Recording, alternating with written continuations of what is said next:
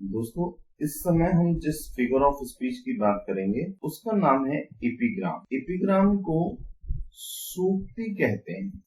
Epigram को हिंदी में सूक्ति कहते हैं और सूक्ति का अर्थ होता है सुंदर उक्ति, यानी कि ऐसी उक्ति जो अपने आप में एक फिलोसॉफिकल थॉट रखती हो, जो बहुत अच्छे से उक्त की गई हो, बहुत सोच विचार के उक्त की गई हो, यानी कही गई हो। तो एपिग्राम का शाब्दिक अर्थ सूक्ति होता है, हिंदी अर्थ सूक्ति होता है और सूक्ति का अर्थ है एक सोच समझ करके भली प्रकार बुद्धिमत्ता के साथ कहा गया वाक्य या कथन। डेफिनेशन की ओर चलते हैं। इस फिगर ऑफ स्पीच को समझने में आपको थोड़ा सा टाइम लग सकता है। मैं इसको कई प्रकार से एक्सप्लेन करूंगा ताकि आपको अच्छे से समझ में आ जाए। Epigram represents a brief pointed saying. जैसे कि मैंने आपको बताया, एपिग्राम में ब्रीफ सेइंग होती है, यानी कि छोटा सा एक कथन होता है। दैट इंट्रोड्यूसेस ओपोजिंग आइडियाज, जो इंट्रोड्यूस करती है यानी दर्शाती है ओपोजिंग आइडियाज यानी विपरीत विचार, ideas that tend to surprise, और ऐसे विचार जो हमें थोड़ा सा उस कथन को पढ़ करके, उस सेंटेंस को पढ़ करके सरप्राइज करते हैं, आश्चर्यचकित करते हैं। एंड अट्रैक्ट अटेंशन, और हमारा ध्यान भी आकर्षित करते हैं। सूक्ति उस कथन या अलंकार को कहते हैं जो संक्षिप्त में या शुरू में विरोधाभासी संदेश व्यक्त करती है। जैसा कि ऊपर इंग्लिश की डेफिनेशन में कहा गया, शुरू में हमें वाक्य को पढ़ने पर, सेंटेंस को पढ़ने पर ऐसा लगता है जैसे इसमें विरोधाभास है, ऐसा लगेगा जैसे ये सच नहीं हो सकता है।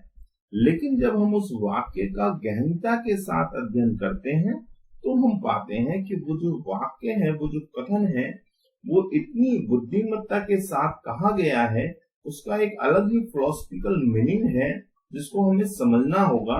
प्रारंभिक रूप में उस वाक्य को देखने पर हमें बिल्कुल भी ऐसा नहीं लगता, ऐसा लगता है मानो ये कंट्राडिक्टरी हो, विरोधाभासी हो। वास्तव में ऐसा होगा ही नहीं, लेकिन जब हम उसको फील करते हैं, समझते हैं, तब वहां पर हमें पता लगता है कि ये सूक्ति है, यानी एपिग्राम है। नेक्स्ट परिभाषा की ओर चलते हैं।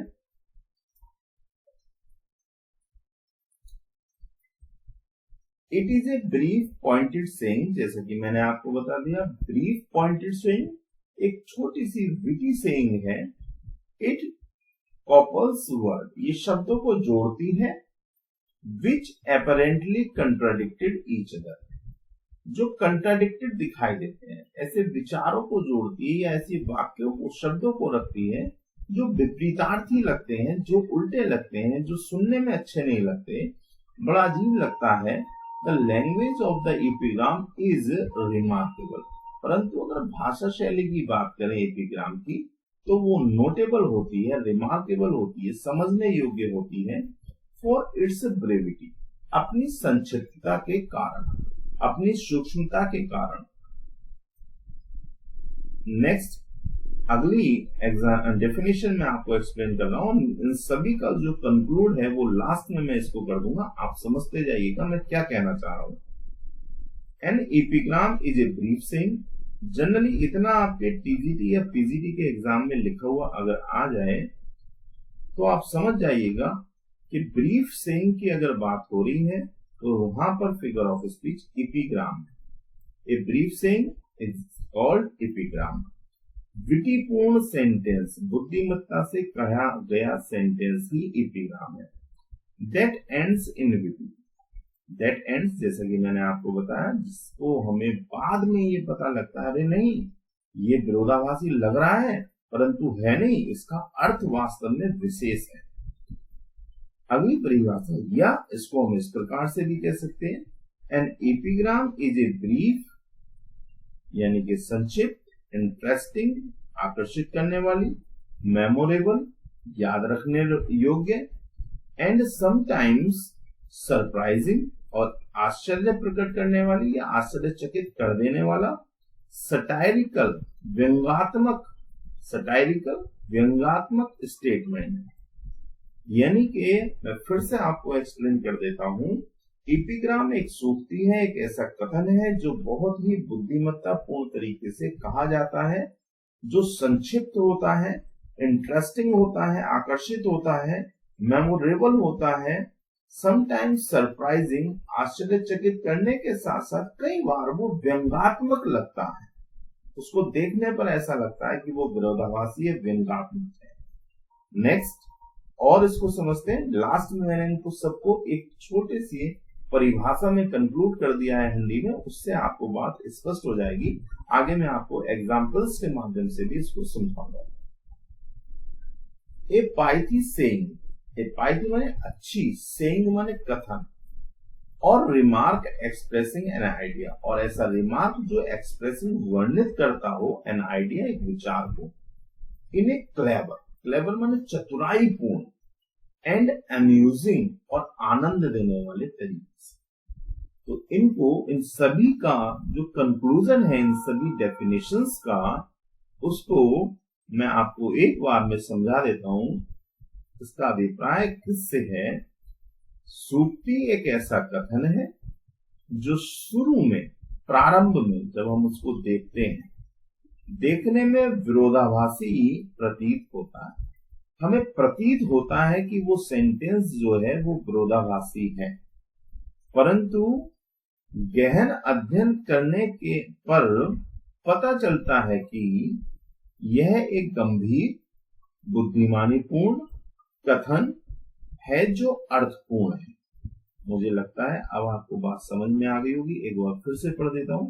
सूक्ति एक संक्षिप्त कथन होता है जो शुरू में देखने पर विरोधाभासी प्रतीत होता है, परंतु उसका गहन अध्ययन करने पर हमको पता चलता है कि यह जो वाक्य है, कथन है, बड़ी गंभीरता के साथ बुद्धिमानीपूर्ण तरीके से कहा गया है। ये फिलोसफिकल है, इसमें एक दर्शन छिपा हुआ है, इसमें एक अर्थपूर्ण अर्थ छिपा हुआ है। तो आइए अब मैं एग्जाम्पल्स के माध्यम से आपको ये फिगर ऑफ स्पीच स्पष्ट करता हूं। पहला एग्जाम्पल, जनरली आप जैसा मैं कहूं वैसा आप कीजिए। ये एग्जाम्पल है, इसको आपको पढ़ने का प्रयास करना है। सीधे आप पढ़िए और आप देखिए कि आपको अजीब लगेगा। The child is the father of man. Child father of man कैसे हो सकता है? एक बच्चा आदमी का यानी मनुष्य का पिता कैसे हो सकता है? ये जनरली बात हमें देखने में कंट्राडिक्टरी लगती है, लेकिन यदि हम इसका अध्ययन करें कि हर व्यक्ति, हर मनुष्य अपने जीवन में शुरुआत में बच्चा होता है, तो जब इसके गहन अध्ययन को हम करते हैं, इसके अर्थ को समझते हैं, तो बच्चा आने वाले समय में क्या बनता है? पिता बन जाता है, और वो पिता जब बनेगा तो वो दूसरे बच्चे के लिए क्या होगा? फादर होगा। तो इसलिए कहा गया है child is the father of man, जो शुरू में हमें विरोधाभासी लगा, लेकिन हमने जब उसके अर्थ को समझा तो हमें लगा कि ये एक सूक्ति है, एक एपिग्राम है। नेक्स्ट एग्जाम्पल की ओर चलते हैं। He makes no friend who never makes a foe. He makes, यह बनाता है, नो फ्रेंड, ऐसा व्यक्ति जिसने कभी भी कोई फ्रेंड नहीं बनाया, वो कोई मित्र नहीं बनाता। Who never makes a four, जिसने कोई शत्रु नहीं बनाया। ऐसा कैसे हो सकता है? जिसने कोई शत्रु ना बनाया हो, उसने कोई मित्र भी न बनाया हो। जब इसके अर्थ को हम समझते हैं, इसकी डीपनेस में हम जाते हैं, तो हम पाते हैं कि ऐसा व्यक्ति जो कोई शत्रु जिसका कोई ना हो, वो व्यक्ति आचरण से मित्रता के रिलेशनशिप को भी कम ही रखता है। तो ऐसे में हम इस वाक्य में कह सकते हैं कि यहाँ पर जो फिगर ऑफ स्पीच है वो एपिग्राम है। नेक्स्ट एग्जाम्पल देखते हैं, बहुत ही अच्छा एग्जाम्पल है, इसको आपको जरूर समझ में आएगा।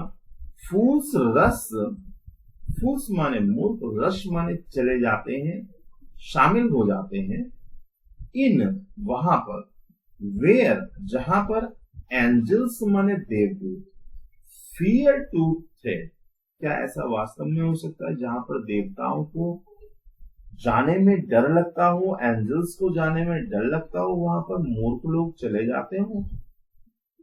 क्या ये बात सच हो सकती है? नहीं।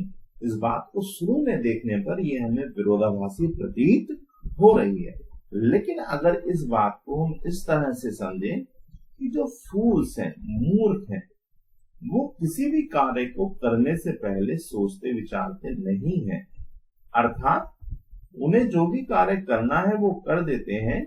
तो जो कार्य एंजल जिसको करने में डरते हैं, आपको मालूम है मूर्ख व्यक्ति क्या होगा? वो तो कहीं भी चला जाएगा। उससे आप बोल दोगे कि आपको रात में जंगल में जाना है तो वो चला जाएगा, क्योंकि उसको सोचना नहीं है। तो अगर हम इसके गहन अध्ययन करने के बाद इसके अर्थ को समझते, तब हमें लगता है कि ये वाक्य बड़ी ही बुद्धिमत्तापूर्ण तरीके से कहा गया है। इसलिए याद रखिएगा कि यहाँ पर फिगर ऑफ स्पीच एपिग्राम है। नेक्स्ट एग्जाम्पल है, जनरली आपने सुना होगा द आर्ट लाइज, जो आर्ट है, कला है, लाइज छिपी रहती है इन कंसीलिंग आर्ट, जो वास्तविक कला है वो कला को छिपाने में ही है। तो इस बात को भी जब हम देखते हैं तो हमें अजीब लगता है, लेकिन इसके गुण अर्थ को समझने पर हमें प्रतीत होगा कि ये बहुत ही सुंदर सेइंग है, एपिग्राम है, जो संक्षिप्त है परंतु बुद्धिमत्तापूर्ण है। Next, silence is sometimes more eloquent than words. कई बार शांत रहना, कई बार कुछ ना कहना, वो ज्यादा इलोक्वेंट होता है, फायदेमंद होता है कुछ कहने से, शब्दों के। तो हालांकि ऐसा कैसे हो सकता है कि कुछ ना कहना कुछ कहने की तुलना में ज्यादा अच्छा होता है? तो इसको जब हम समझते हैं तो साइलेंस भी अपने आप में एक जवाब है, एक आंसर है। यदि आपको कोई बात पसंद नहीं आती तो आप विवाद न करने की जगह यदि शांत हो जाएं तो सामने वाला आपकी बात को समझ जाता है कि इनको मेरी बात पसंद नहीं आई है। इसीलिए हम देखते हैं कि इस सेंटेंस में भी क्या है, एपिग्राम में बात को कहा गया है बड़े अच्छे तरीके से, बड़ी बुद्धिमत्तापूर्ण तरीके से। एक एग्जाम्पल और मैं आपके सामने रख रहा हूं, ये है कॉवार्ड्स डाई, शेक्सपियर की लाइन है ये। कॉवार्ड्स माने कायर, डाई माने मर जाते हैं। मेनी टाइम्स, कई बार, बिफोर देयर डेथ। देखिए, क्या कोई व्यक्ति, कायर व्यक्ति कई बार मर सकता है? मेनी टाइम्स, अपनी मृत्यु से पहले नहीं मर सकता। तो शुरुआत में हमको ऐसा लगता है कि नहीं यार, ये तो बड़ी कंट्राडिक्टरी लाइन है, ये हो ही नहीं सकता। कॉवार्ड्स, एक कायर व्यक्ति बार बार कैसे मर सकता है अपनी मृत्यु से पहले? तो ये हमें शुरू में देखने पर विरोधाभासी प्रतीत हो रहा है, लेकिन अब मैं आपको उसका अर्थ एक्सप्लेन कर देता हूं जिससे आपको बात समझ में आएगी। देखिए, जो कायर व्यक्ति है, कॉवार्ड्स है, डाई, वो बार बार अपने आप को कमजोर महसूस करता है, डरता है, और किसी भी कार्य को करने से पहले वो एक मृत व्यक्ति के समान हो जाता है, क्योंकि वो उस कार्य को करने से भयभीत होता है और उस कार्य को छोड़ देता है, भाग जाता है मैदान छोड़ के। तो कॉवार्ड्स डाई मेनी टाइम्स, कायर लोग अपनी वास्तविक मृत्यु से पहले कई बार इसी प्रकार से मर जाते हैं, अर्थात अपने कार्य को छोड़ देते हैं, मैदान से भाग जाते हैं। तो यहाँ पर भी फिगर ऑफ स्पीच एपिग्राम है। याद रखिएगा, एपिग्राम का मतलब सूक्ति होता है जो बुद्धिमत्तापूर्ण तरीके से कही गई हो, जिसमें गंभीरता हो, जो संक्षिप्त तो हो और संक्षिप्तता में गुण अर्थ को रखती हो। देखिए नेक्स्ट ये लाइन है, बहुत ही अच्छी सेंटेंस है। Heard melodies are sweet. जो मेलोडी है, हर्ड माने जो सुनी गई, जो सुना हुआ संगीत है, आर स्वीट, वो कैसा है? मधुर है। But those unheard are sweeter, परंतु जिनको नहीं सुना गया वो और भी ज्यादा मधुर है। क्या ऐसा हो सकता है? जिनको हमने सुना वो तो बहुत मीठे हैं, मधुर हैं, परंतु जिनको नहीं सुना वो उनसे भी ज्यादा मीठे हैं, मधुर हैं। तो ऐसा देखने पर हमें प्रतीत होता है कि नहीं, ऐसा पॉसिबल नहीं है। लेकिन अब मैं इसके अर्थ को आपको एक्सप्लेन करता हूं। यहाँ पर लेखक का अभिप्राय है कि जो भी चीजें हमने देख ली, जिनका हमने अनुभव कर लिया, वो हमको मधुर लगती है, यानी कि उनको हम जान गए कि ये वास्तव में मधुर है या नहीं है। लेकिन कवि कहना चाहता है कि जिनको हमने नहीं सुना, अनहर्ड, जिनको हम सुन नहीं पाए, जिनको हम ढूंढने से रह गए, जिन तक हम नहीं पहुंच पाए, उनके अंदर कितना गुण था उसको हम नहीं जान सकते। इसीलिए वो ज्यादा स्वीटर है, मधुर है उनके जिनको हमने सुन लिया है, जिनको हमने पहचान लिया है, जिनको हमने जान लिया है। तो गुण अर्थ इसका निकला, फिलोसफिकल अर्थ इस लाइन का निकला। तो इसी में एपिग्राम फिगर ऑफ स्पीच है। मुझे उम्मीद है आपको समझ में आया होगा। फिर भी मैं अभी एक दो एग्जाम्पल से आपको और ये बात स्पष्ट करता हूं। They also serve who only stand and wait, ये मिल्टन का एक सोनेट है ऑन हिज ब्लाइंडनेस, उसकी ये पंक्ति है और उसमें वो कहते हैं दे माने वे लोग, ऑल्सो सर्व, वे भी ईश्वर की सच्ची सेवा करते हैं। हु माने जो, ओनली स्टैंड एंड वेट, खड़े रहते हैं और इंतजार करते रहते हैं अपनी बारी। क्या ऐसे लोग जो केवल खड़े रहते हैं और इंतजार करते रहते हैं वो भी सच्ची सेवा करते हैं? नहीं, ऐसा नहीं हो सकता। तो प्रारंभ में हमें ऐसा लगता है कि ये बात जो है गलत है, विरोधाभासी है, लेकिन मिल्टन ने इसमें क्या कहना चाहा है वो मैं आपको समझा देता हूं। दे ऑल्सो सर्व, वे भी सच्ची सेवा करते हैं जो अपने समय का इंतजार करें और जब उनको आदेश दिया जाए तब वो कार्य करें। इस प्रकार से वो भी सच्ची सेवा करते हैं क्योंकि वो किसी को परेशान नहीं करते, वो इंतजार करते रहते हैं और जब उनको आदेश दिया जाएगा तब वो ईश्वर के कार्य को करते हैं, उस आदेश का पालन करते हैं। तो सच्ची सेवा इंतजार करने में निहित यहाँ पर दिखाई गई है। तो इस सेंटेंस में भी फिगर ऑफ स्पीच एपिग्राम है, यानी कि सूक्ति। तो मुझे उम्मीद है आपको ये चीजें समझ में आई होंगी। अगर आपको समझ में आया, वीडियो अच्छा लगा तो शेयर, लाइक, सब्सक्राइब करना न भूलें। और यदि आपको बात समझ में नहीं आई, वीडियो आपको अच्छा नहीं लगा, तो उसके लिए क्षमा प्रार्थी हूँ। आपने जो समय दिया उसके लिए आपका बहुत बहुत धन्यवाद। Thank you so much.